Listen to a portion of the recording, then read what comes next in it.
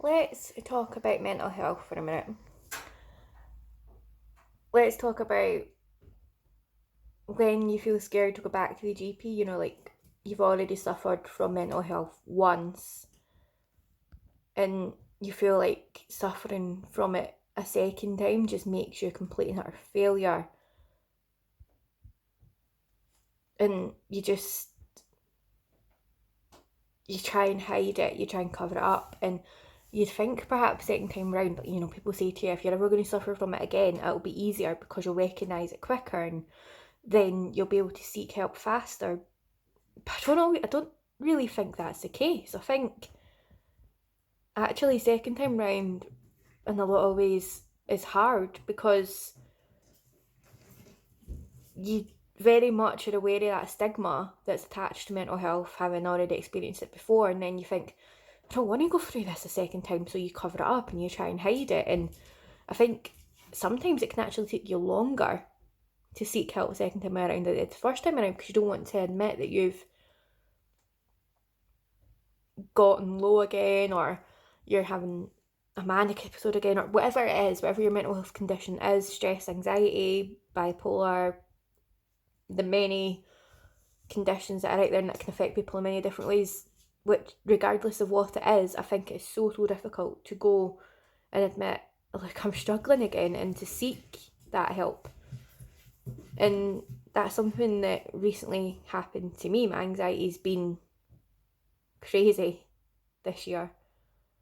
Kind of spurred on by a couple of things that happened to me at the start of the year, and I've struggled all year with it, but I've mostly tried to kind of keep that struggle to myself, hide it from my boyfriend, from friends and family, from my GP, from everyone, and just try and pretend it's normal. Like, what's happened to you, and the fact you're at uni and you're working towards exams, and yeah, you're going to be anxious, you're going to be stressed, it's totally normal, you're fine. And then I hit that point where I couldn't hide it anymore, and it was very, very obvious to myself and to several people around me that no, this is not okay. This is not normal anxiety and stress. This is not fine. And yeah, okay, admitting it did kind of lift a bit of weight off my shoulders, but at the same time, I felt so guilty. I felt so anxious that I hadn't been able to stay on top of things, that I hadn't been able to control things. And I felt that because I'd already been there and worked through it, I should know myself what to do this time around. I shouldn't have to seek help from anybody else. And that's been really, really hard. And I'm still very much working on it, still very much stressed, still very much have days where just lifting my head off the pillow and getting my backside out of bed's difficult. I'm having major issues with work at the minute. Serious lack of shifts, serious lack of money, issues in terms of how I feel about myself, which I think stems from that and other things that had happened this year. Just feeling really low in terms of self-confidence and self-worth, and I find that then obviously affects how I feel about myself and how I think others then feel about me.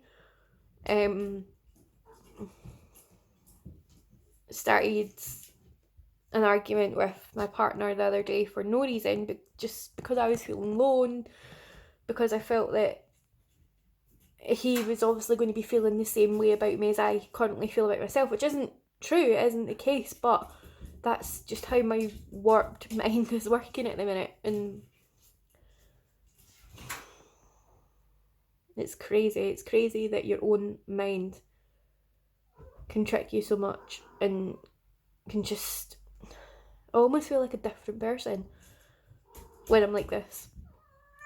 It's true, like when people are suffering from mental health and they say, I'm not myself, I don't feel myself, I'm a different person.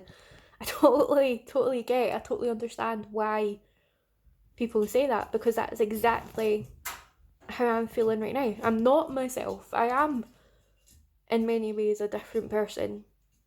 And I think that's something that's really difficult for me to get my head around, so I completely understand why other people can't get it. And it's very tough. One thing that I absolutely hate when I'm suffering from mental health is when people are like, oh, just snap out of it, or go and run yourself a bath, or light some candles, or go for a walk, or go for a drive, or whatever numerous other things you're going to tell me to do that you think just instantly make everything better. They don't. And just stop thinking it's that easy. You know, if it were that easy, there would be such a thing as mental health. Or there would, but it wouldn't affect people as much as what it does. If everyone were just able to snap out of it as easily as what you suggest. Just stop. Just stop it. We're not trying to wallow in self-pity. We're not looking for sympathy. We're not attention seeking. Just be there for us.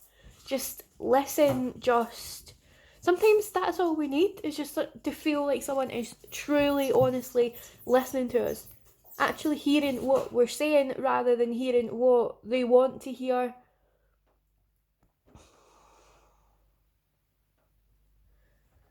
Yeah, sometimes all we need is a listening ear, maybe a hug.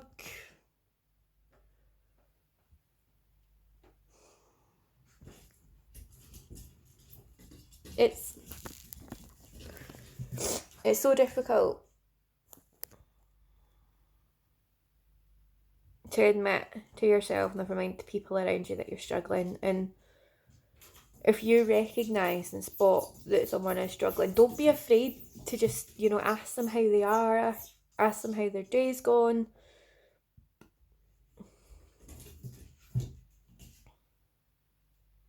And if they tell you that you're okay, don't just instantly dismiss that and be like, oh, well, they've said they're okay, so they must be.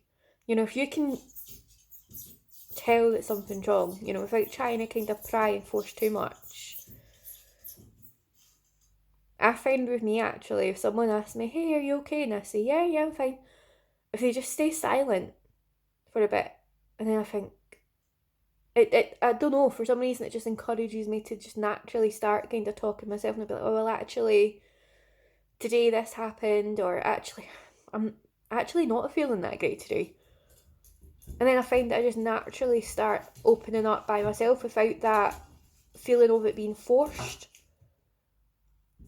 And it works and it helps. And I just feel so grateful that, I'm lucky that I do have people who are very supportive, and are there and do listen. And I have the most amazing partner, who's been my rock this year, and has helped me so much for everything. And I'm very lucky and very grateful to have him, and I hope I continue to have him for a long, long time yet. But yeah, I guess, sorry, I've kind of rambled a bit, but I guess my initial kind of aim with this video was for people who are suffering, and perhaps this is your second, third, 20th, 30th time in suffering with your mental health. Don't let that stop you from seeking the help that you need, because I did. And I meant that I ended up in a much worse condition than if I had gone and sought help as soon as I started recognising the symptoms. And don't be ashamed and don't be afraid. The way that my GP described it was that if someone broke their leg and then maybe years later broke that same leg again, they wouldn't be ridiculed, they wouldn't be shamed for it. So why should anyone with any mental health issue be ridiculed and shamed? And they actually should see it as a positive, that you are recognising, okay, something's not right here, I'm just not feeling the same these days, whatever it is, and that you take that step and you go and you seek help. That's a really positive thing, and that should be praised and that should be celebrated, and you certainly shouldn't be shamed or ridiculed for that.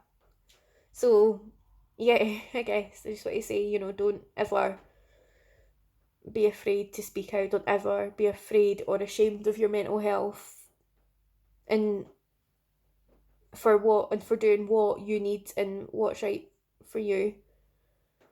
Sometimes you've just got to put yourself first above everything else and just make sure that you are taking the time out for you and to get yourself better.